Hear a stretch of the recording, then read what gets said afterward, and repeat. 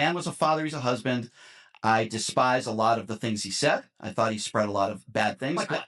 Okay, let's start off with Paul Pelosi. Okay, so, and I've watched this video extensively, and listen, he called out what happened to Paul Pelosi, the bludgeoned with a hammer, right? Yes. He said, oh, that was horrible what happened to him. But then with a smile on his face, this was like a day or two after. And by the way, Paul Pelosi almost was killed. Okay, the guy's in jail right now.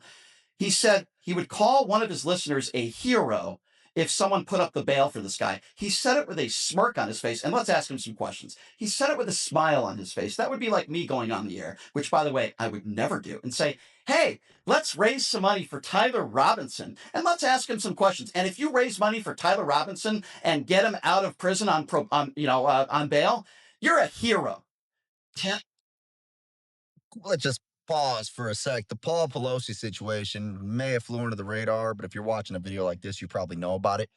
Can we just ask why it is that the known neighborhood nudist that was also homeless and a drug addict was hanging out with Paul Pelosi? I don't find that to be a coincidence. I think Paul Pelosi invited a male over hoping that he would be high enough to engage in some activities. And what I think really happened was maybe that guy wasn't actually homosexual. And I think he was like, you know what? I'm going to mess this dude up, old timer. So that's what happened. Paul Pelosi acted weird as hell when the cops arrived there. And it wasn't because he was scared. It's because he just got caught literally with his pants down with the local nudist. No one wants to talk about that because you guys are gay shaming Nancy Pelosi's husband. It's okay if he's gay. It's 2025. That is despicable. I am not a Nancy Pelosi fan. I'm not a Paul Pelosi fan. The guy almost died. Okay? I played the clip. You can play it for yourself. I think it's despicable. Yeah, we should play it. Well, and Brian, real quick, I mean, you're saying that you just disagree with things he said, but Sure. On October 30th, you said he's worse than garbage. Yeah, I thought Charlie Kirk was garbage. I stand by that statement. And I'll give you reasons. On July 7th, you said you hated him. Yeah. Then I don't believe you that you just disagreed with things he said. That sounds like Okay, wait, hold on. What an emotional man. Yeah, I hated him. Dude, this is like the low testosterone party. Might as well grab a purse there, buddy. Hold on a second. I'll happily answer that. I'll defend everything that I've said about Now, I'm not going to outright defend every component of what Kirk said, but there is a little bit more context. Yeah, I know there's context. Charlie Kirk was saying so this is in the context of not knowing I know there's why the attacker context, but I'm did it. not going to tell you it. The speculation from a lot of people was that there was some illicit activity going on with the Pelosi's. Which was not true. It didn't make sense that they didn't have proper security. Who was this weird guy? Charlie Kirk said, bail him out and ask him some questions. The guy almost died. Now, listen, let me be clear. Let me give you temporary context. He left out all those details, and good on Tim for actually like doing a legit fact check. As much as I hate that term, like he's like, you know what? Let's find the clip. Let's find the clip since you want to tell your side of the story, which included none of that besides the bailout portion. Text matters. You could do a 2-hour podcast, and in 99% of that podcast, you can call out what happened to Paul Pelosi. But with a smile on your face, if you call somebody a hero for bailing a guy out who almost killed somebody. I mean, I'm looking at Politico.com. Like that. I'm looking at the New York Times. I hate that. I'm looking It's at hard all to these believe. places, and there's a little bit of mention here. Rest in peace. For example, Politico says top Republicans reject any link between GOP rhetoric and Paul Pelosi assault. Of course you should reject any link.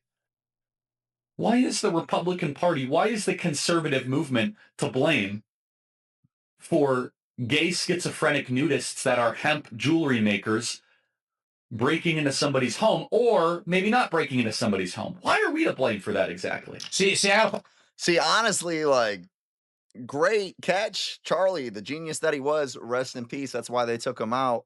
The same question I just presented. Why was this guy there when Nancy was gone? I think Nancy probably knew about this guy. And I'm not trying to go down a Candace Owens rabbit hole right now, but this one seems pretty straight up when you look at the details.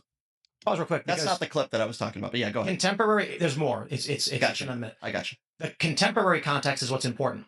We cannot look back after already knowing the details you know and scoff at a comment made at a time when we didn't know. Okay, but here's what I will say. And why is he still in jail? Why has he not been bailed out? By the way, if some amazing patriot out there in San Francisco or the Bay Area wants to really be a midterm hero, someone should go and bail this guy out. I bet his bail's like 30 or 40,000 bucks.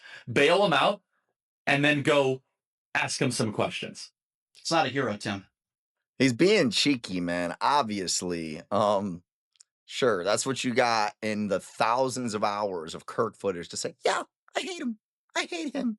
Look at his bailers. They're going after him with attempted murder, political assassination, all this sort of stuff. I'm not qualifying it. I think it's awful. There you go. It's not right. Look at that.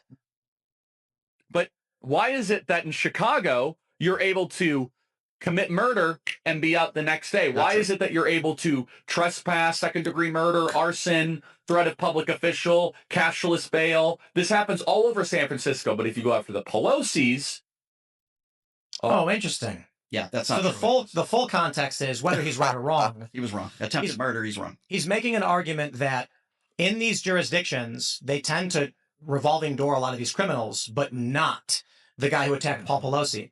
And he's making 2 points as it pertains to a midterm hero who would bail him out, and that is show Democrats this is what you do, and also ask him questions, because at the time, they didn't know if this guy was like buying drugs or Tim, something. I understand what you're saying, but the point that I'm just trying to make here, and I can give you many of other examples, the day after somebody is almost killed with a hammer, you can have a conversation about, well, geez, why are these people not getting bailed out, and why are these people getting bailed? To call somebody a hero or a patriot, A midterm hero. yeah, he also a patriot, just like, you know, But I think they'd be a patriot because ridiculous. they would be able to ask this guy questions, which That's not got information, which asking then questions. affected the The guy- midterms. Don't you think it'd be a little bit more prevalent for law enforcement to ask him questions than somebody who bails him out? It's ridiculous. It's immaterial. I give Charlie Kirk's statement here a D minus. Okay, It was, I appreciate that. I don't think it was a good thing to say, but I understand the greater context of what he was saying. Albeit Charlie has had many statements where it's like, Charlie, you could have said that a lot better. If he came out, you shouldn't call someone a hero over this. It was very, very bad. At the time, we were all speculating. You guys already know what he was trying to say, and Tim's trying to play that walk the line of nuance and understand both sides, but you cannot do that with these people. They are evil. They are evil.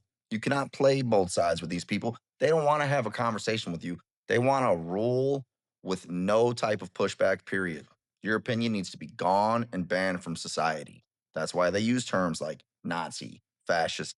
Don't play their game, Tim. You know better than this. Only time I've seen this goofball is on Piers Morgan, and he's always the most emotional dude that never shuts up. He's talking the whole time. Other people trying to make their points, just like he did during that Kirk clip. Of what this actually could have been, because it was weird that the Pelosi's wouldn't have active Did security. Matt Gaetz or Ted Cruz apologize when they tweeted out that it was some sort of gay, retweeted and tweeted out that it was a gay relationship? If you want to nitpick every time someone posted some silly nonsense, Let's call it all out. It's wrong. But why don't they Sure. apologize for it? Why don't they retract? They never apologize. it's a war. That's not a legitimate excuse. The It's not an terrorist excuse. attack in New Orleans. It's a fact. The terrorist attack in New Orleans. We were being told that it was an undocumented no one's immigrant. excusing. The fact of the matter is, Why can't people two apologize? factions are trying to rip each other to shreds, and you're not going to convince people on the right to apologize when the left doesn't apologize either. I disagree with you. The left is not going to apologize, bro. Okay, I can give you many examples of the left. I can give you apologize. many examples of the right apologize. When does Donald Trump apologize for something? Donald Trump? Yeah. He's the leader of the Republican Party. Singular. When has Obama apologized for the drone strikes? Well, that's your opinion. No, When does Obama apologize for spying on Trump's campaign? When does Obama apologize for destroying race relations in America? When does Obama apologize for siding with every black criminal instead of the cops? About comments that you've made, and we can easily pull up instances where the left and the right have apologized for things. As to each other, it is mostly, and this is the funny thing, 'cause I always find myself in these positions where I'm like, yes, the right's not going to apologize, and leftists are like, the right, you are unable to step back from your position and see what's going on. Yep. I am telling you, the right is going to say nasty things about the left and never apologize for it, and the left is going to say nasty things about the right and never apologize for it. make it right. Because indeed it's not right. It doesn't matter, it's a war. Donald Trump going after Letitia James and Adam Schiff is not because he's like, I want retribution. It's because he's like, I'm at war with these people. He is going after them for I would say, tangible political effects that he wants to obtain. He's not like Adam Schiff's going to suffer. He's going, take Adam Schiff off the chessboard. Okay, I understand, Tim. I understand what you're saying. Facts. But it goes back to my original question, which I disagree with you on. And if you could give me another example, can you name me? And again, I'm sorry for the loss of your friend. I am a compassionate person. What happened to him is terrible. I want to emphasize that over and over again. And by the way, any Democrat, anybody, I'm not talking about elected official, who has celebrated his death is despicable. And I've called that out on my show constantly. We need to call out political violence on both sides. It does happen on both sides. We had a guy go into a church in Michigan who was a huge Trump supporter who shot up a bunch of people. I'm just making. What was that one? He went in there. He's a huge, staunch Trump supporter. He went in there and he shot a bunch of people. People are saying because he was anti-Christian. It was a Christian hate crime. This was the Mormon, right? I don't know what his religion was. They were Mormons. Right, but this was a Trump supporter. Indeed, Yeah. he had American flags. Sure, But the attack wasn't political. But Yeah. This was the guy had a problem with individuals in the church. Right. So he was a Republican. He was a Trump. That's not political violence.